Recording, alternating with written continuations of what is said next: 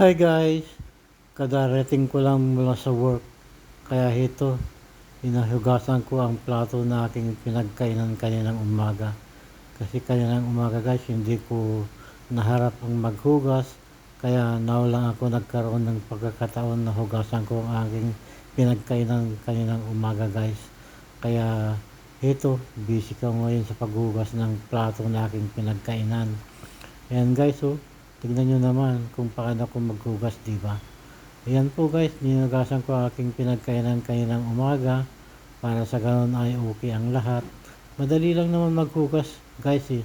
Konting mikos-mikos lang. Ganyan lang po guys. Kaya tiyagaan lang ang buhay. Ganyan talaga para maging okay ang lahat. Wala naman akong inaasahang ibang maghugas sa aking pinagkainan kundi sarili ko lang. Kaya ito, hinuhugasan ko ang aking pinagkainan kaninang umaga. Ayan guys, nakikita nyo naman, di ba? Madali lang naman maghugas guys eh.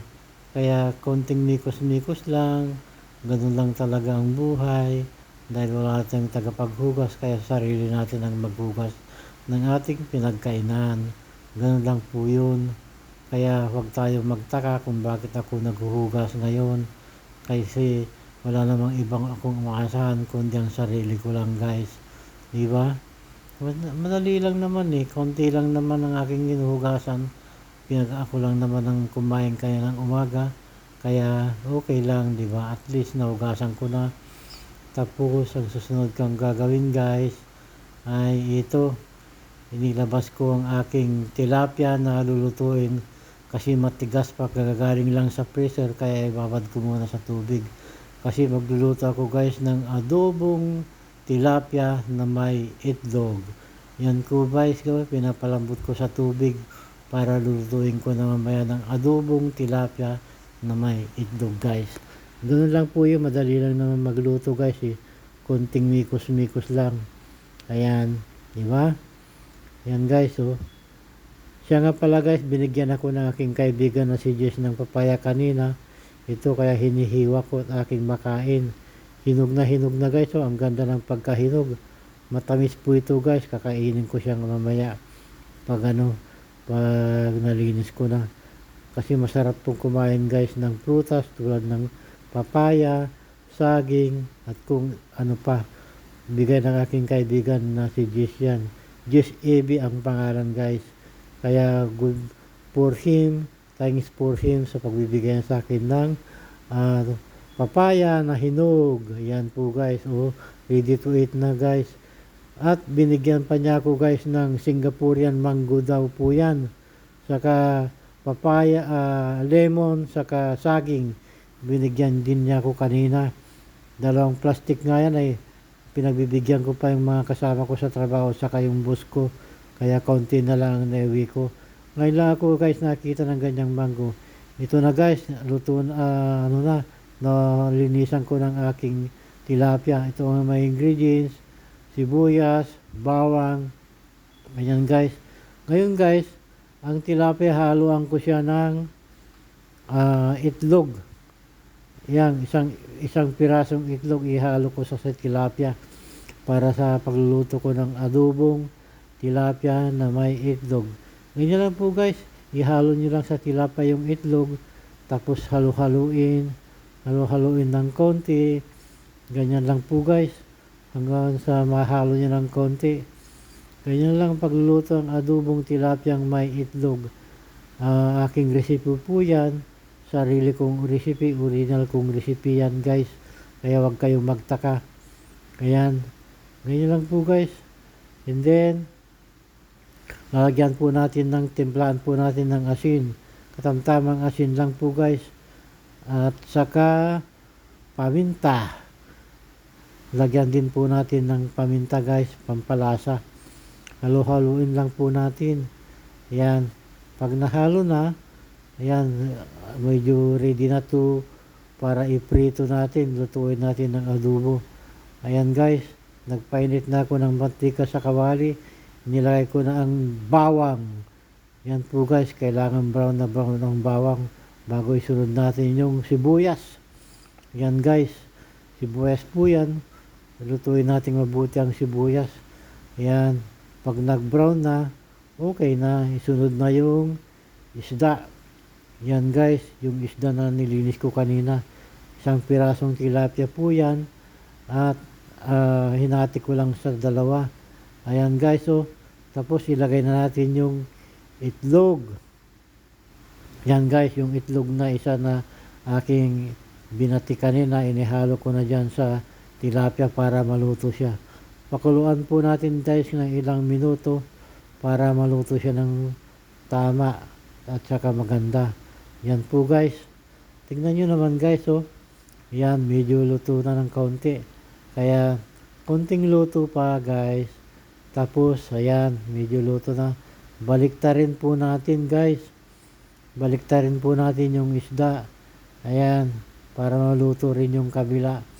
Ganyan lang po guys ang magluto ng adobong tilapia.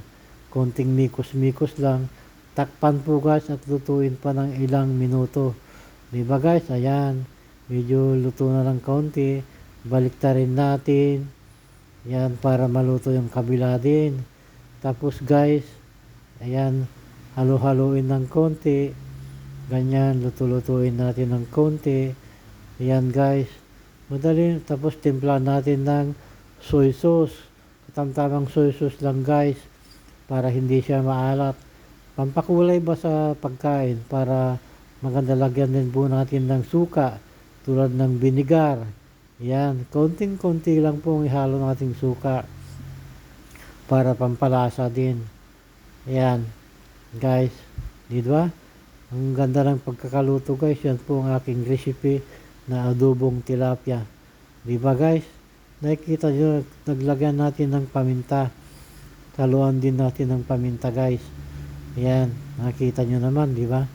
Tapos lagyan natin ng kaunting tubig. Konting-konti lang guys. Konting tubig lang para maluto. Takpan po natin at lutuin pa ng ilang minuto. Ayan. Ayan guys. Tingnan nyo naman guys, di ba? Ang ganda ng pagkakaluto guys. Ang bango. Parang masarap to ah.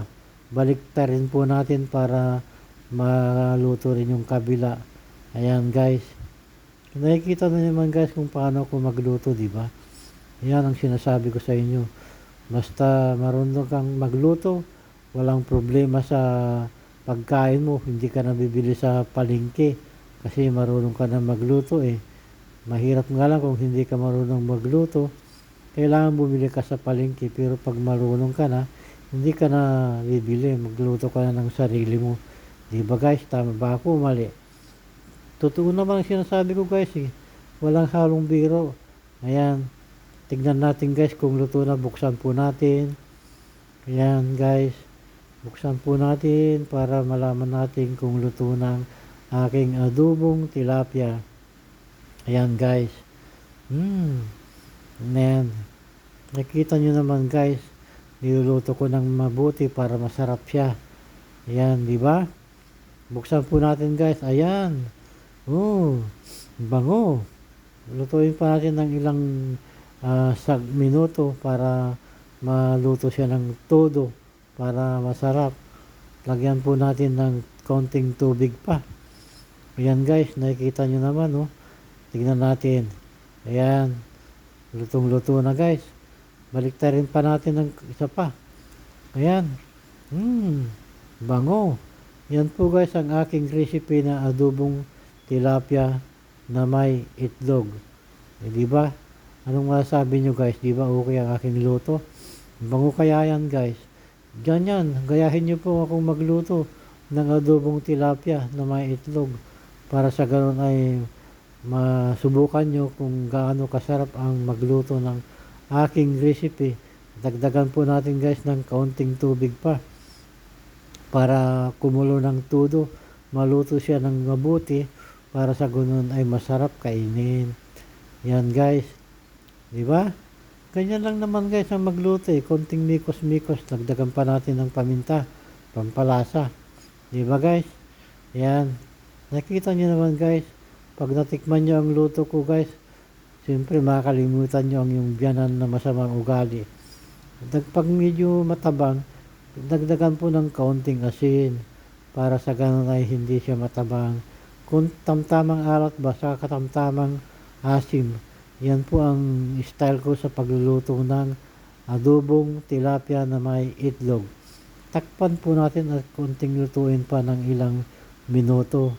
Ganyan lang po guys, oh. Tingnan nyo naman, malapit nang maluto guys. Malapit na tayong kakain. Ayan. Gutom na nga ako guys, kaya ito, inapura ko ng lutuin ito para makain ako ng aking dinner. Ang nga pala guys, itong niluto ko guys ay aking pagkain na sa dinner, saka kasama na po yung para sa aking breakfast. Bali 2 piraso po yan. Isa sa dinner at isa sa breakfast. Yan guys. Konting luto pa para maluto na yan. Di ba? Bango. Ganyan po ako guys magluto ng aking adobong tilapia guys. Nakita nyo naman. Yan. Konting baliktad pa para maluto na ng todo. Ayan guys. Bango guys kaya. Para bang rutong sa restaurant din. Yan guys, ready for serve na. I-eat na tayo. Kain na tayo guys. Gutom na nga ako eh. Thank you for watching guys. Pag nagustuhan niyo ang video ko, please like, comment, and follow for more. Good evening po sa ating lahat. Saan mang panig ng mundo. Good evening.